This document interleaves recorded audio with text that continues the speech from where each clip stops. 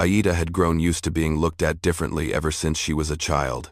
She grew faster than the other Apache girls, taller, broader shoulders, stronger arms. While the women in the tribe were learning to be gentle and to bow their heads, Aida was learning to carry heavier water buckets, haul wood farther, and endure longer. People said she was too much like a man, that a woman like her would never be loved. White people looked at her differently too, but not with fear. It was a mix of curiosity and contempt. They whispered behind her back, mocking her height and frame. Two worlds, two communities, and Aida belonged to neither. At 25 years old, Aida entered a marriage that both sides would call a mistake. Jacob Caldwell, a widowed rancher living alone on the prairie, was not looking for the perfect woman. He was just looking to make his house feel a little less empty. And Aida, with all her differences, said yes, not out of hope, but because she was simply too tired of standing alone. That afternoon, after a plain wedding ceremony, the wind swept through the dry grass behind the horse stables. Aida sat there, her hands clenching the buckskin dress. When Jacob walked toward her, she did not pull away, but the tears came anyway. Unstoppable, she leaned her head against his chest, her tall frame trembling like a child who had endured too much for too long. Her voice broke into sobs as she whispered, "It hurts so much. I can't bear it." Jacob wrapped his arms around her, and for the first time, he truly felt that this woman's pain was not on her skin. It was buried in 25 years of rejection, and a heart that had never been allowed to believe it was worthy of love. Night fell over the Caldwell Ranch in a thick, heavy silence. Inside the small wooden house, the fireplace crackled steadily, casting a soft orange glow against walls faded by the years. Aida stood by the bed, her large hands gripping the hem of her buckskin dress. She was taller than most of the women Jacob had ever known, broad-shouldered, solidly built, and at that moment, all of that strength seemed to vanish. She could not bring herself to meet his eyes. "Jacob." Her voice trembled. I am scared." Jacob set down the oil lamp and slowly stepped closer, careful to keep some distance, as if afraid to startle her. He said nothing. He just waited. Aida drew in a deep breath, and then the words she had buried for 25 years came rushing out like a dam breaking. She spoke of the mocking eyes back in the tribe, the whispered words saying she was not truly a woman. She told him about the men who had looked at her with ridicule, comparing her body to a warrior's, to a man's, as if her appearance were a sin. They always said, "The first night would hurt," she said softly, her voice breaking, "that someone like me would only bring disappointment." She looked up at Jacob for the first time, and in her eyes was raw, unhidden fear. "I am scared you will regret seeing me. Scared you will think you married the wrong person." Jacob felt something twist in his chest.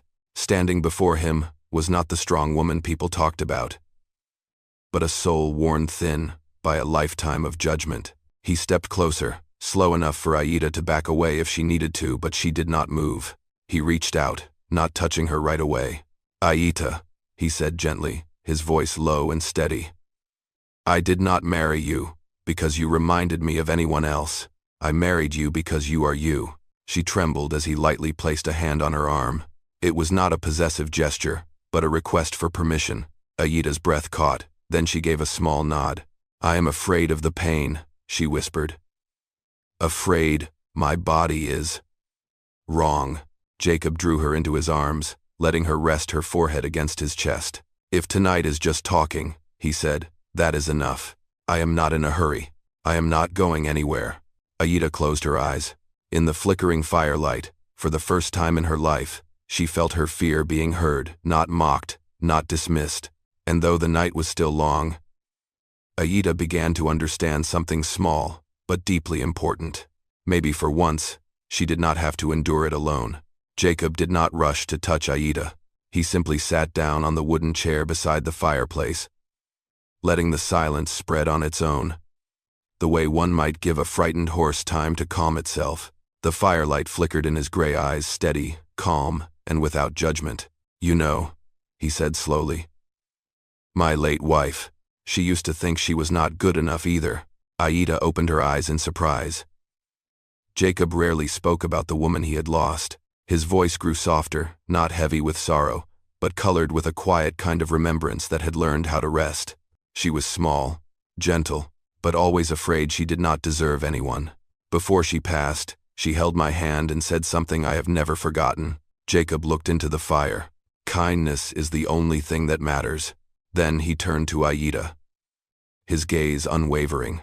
I have lived by those words ever since. Aida felt her throat tighten. No man had ever spoken to her like that, without pity, without curiosity, only with simple respect. Jacob stood up and stepped closer. Then he stopped. I do not want you to endure anything else, he said. Not tonight. Not ever. He reached out again, this time brushing the back of her hand. Aida did not pull away. His hand was warm, steady, and sure. I will make it easy, he whispered. We go at your pace. We stop whenever you want.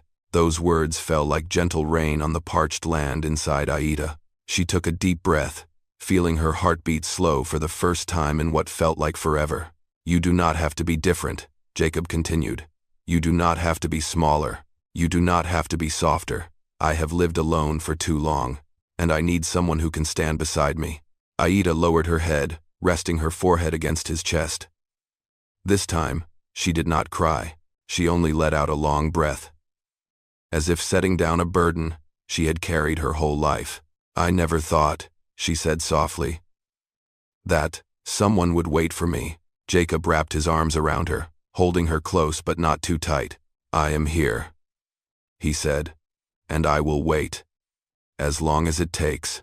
In that old wooden house, with the crackle of fire and the night wind outside, Aida began to understand something she had never been taught.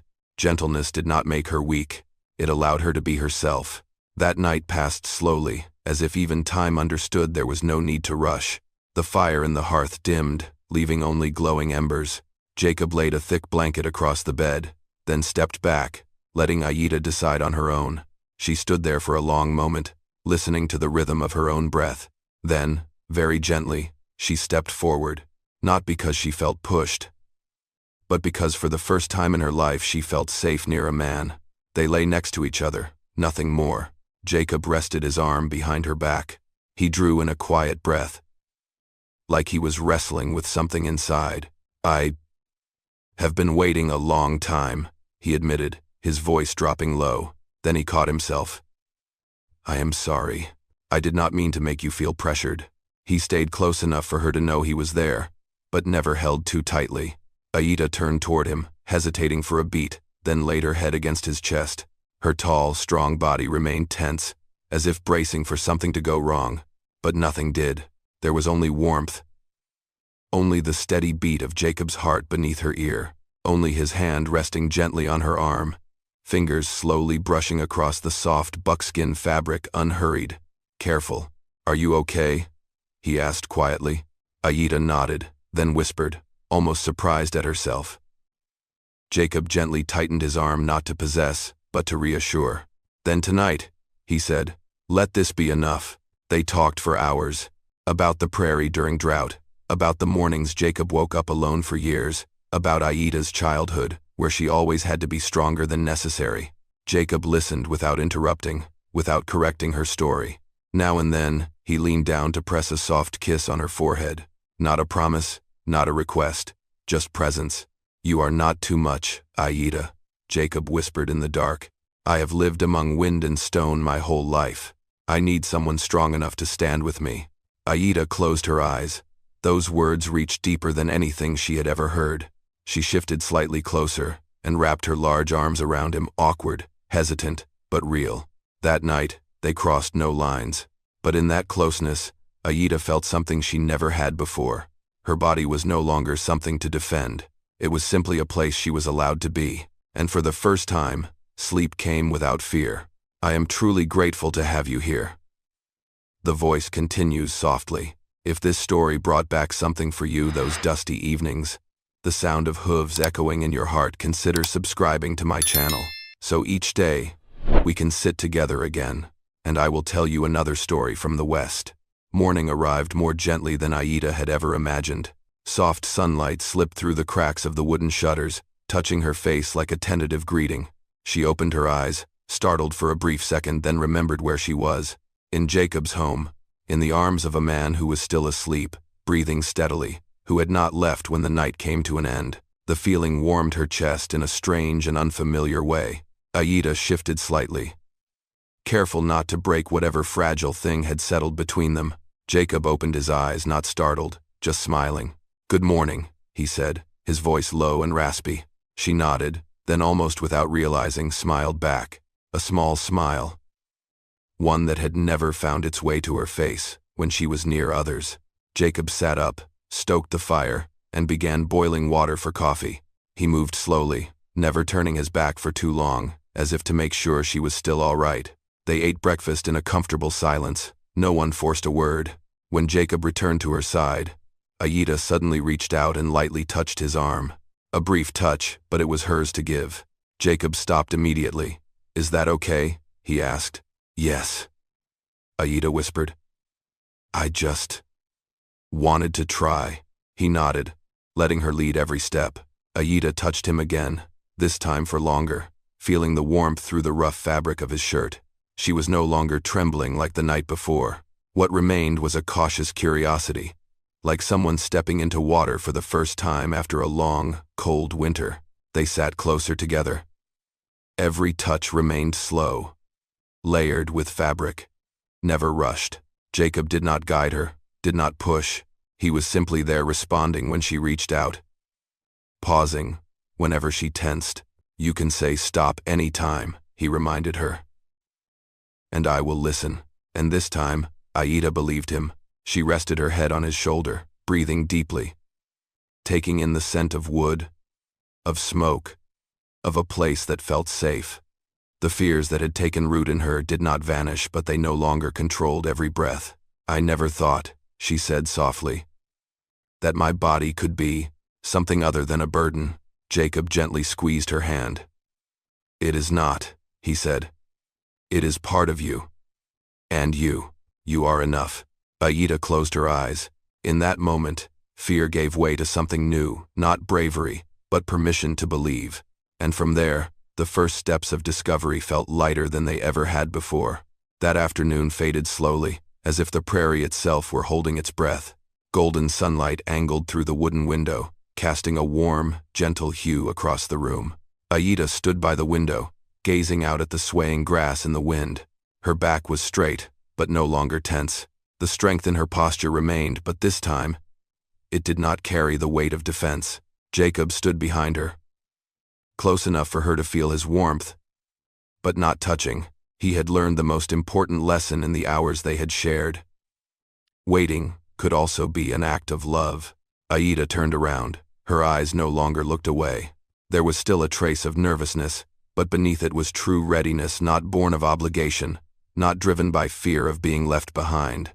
"I think I am ready," she said softly. If you are still here." Jacob nodded.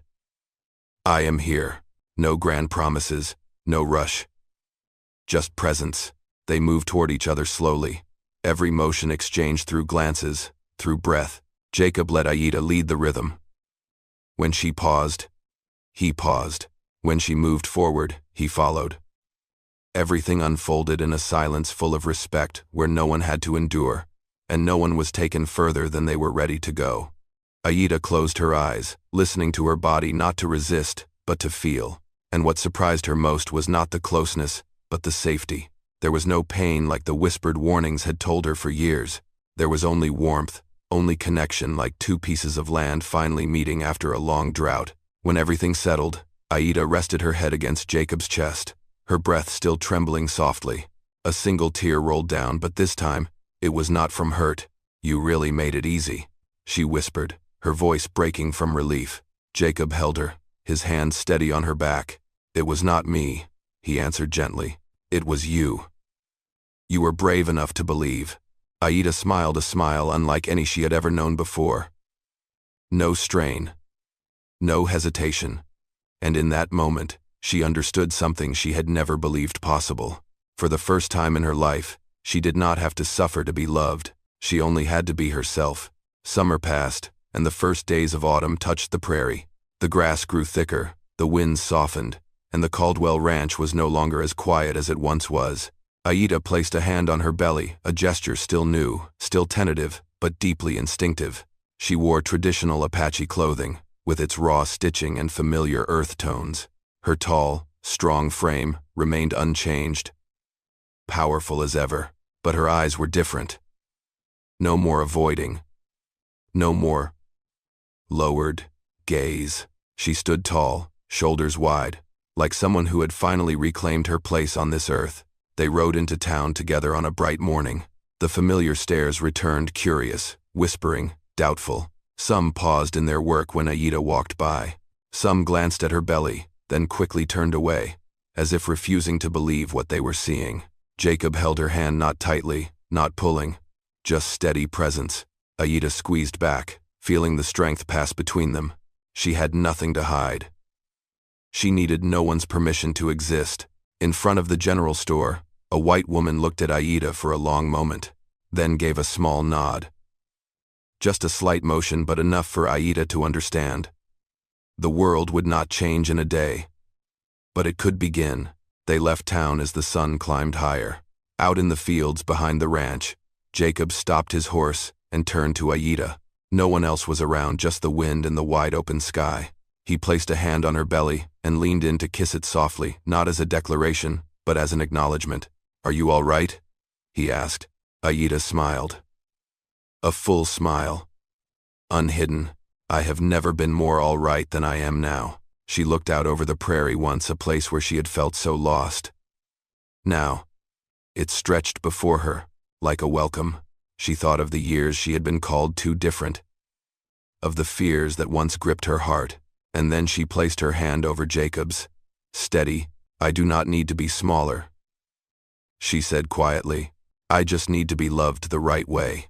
Jacob kissed her forehead, the wind lifting Aida's thick black hair. In the middle of the open grassland, they stood, not to prove anything to anyone, but simply to live. And for the first time, Aida knew something for certain. Confidence does not come from changing who you are. It comes from being with someone who makes you stop hiding from yourself. She knew her body was changing, and this time, she was not afraid. Autumn came early that year. The wind rolled across the prairie, carrying the scent of damp soil and freshly cut grass. The Caldwell Ranch had not changed much. The same old wooden house, the same low fences, the same vast sky with nothing to shield you from it. But Aida knew that something had changed forever. She sat on the porch steps, her hand resting on her belly, feeling the small movements inside. Each flutter was a reminder. Her body was not something to endure or to hide. It was where life began. Jacob sat beside her, quiet as always. They no longer needed many words. Some things only needed presence. Aida thought back to the words that had followed her for a quarter of a century. "You're too much, too tall, too strong, too different." Those words had once made her believe that love always came with pain, that if she did not endure, she would be left behind. But Jacob had never measured her, not by height, not by blood, not by the expectations of either world. He had done one simple thing: he made space for her to stay. Aida turned to him. "That day," she said softly, "when I said, 'I can't bear it,' I thought I was talking about the pain." Jacob smiled, his eyes soft. "And now?" "Now," Aida answered. "I understand I was just carrying that pain alone for too long." Jacob placed his hand gently over hers. "Not to hold, not to keep, just to be there." She looked out across the prairie, where the sun was slowly setting, painting everything gold. And in that moment, Aida understood that real love does not arrive to change who we are. It comes to give us permission to be ourselves, without paying for it in pain. Their story was not a fairy tale. That town still held eyes that had not yet learned to see differently. The world still clung to its rigid molds, but in that small wooden house, Aida no longer had to shrink herself to fit into any of them. And the message their life left behind was so simple it was almost unbelievable. Real love does not measure in inches or bloodlines. It does not demand endurance. It makes room. Jacob did not save Aida from who she was. He simply stood still, long enough, for her to walk out of her fear on her own. And sometimes, that is the most healing thing love can do. Dear friend, the love between Aida and Jacob was never loud or showy. It was built on patience, on the wisdom of stopping at the right moments, on listening instead of taking. Jacob did not love Aida because she made herself smaller, weaker, or different. He loved her because she was herself, and Aida learned this. True love does not ask you to suffer in order to be worthy. When you love the right person, you do not have to force yourself to fit. You just need to stay and be yourself. It has been a true joy to share this journey with you. I sincerely hope you find peace and happiness wherever you are. I love you, my dear audience of Wild West storytelling. Please, let me know how this story made you feel. Leave a comment down below. Type the number 2 if this story touched your heart. And do not forget to subscribe to the channel so you never miss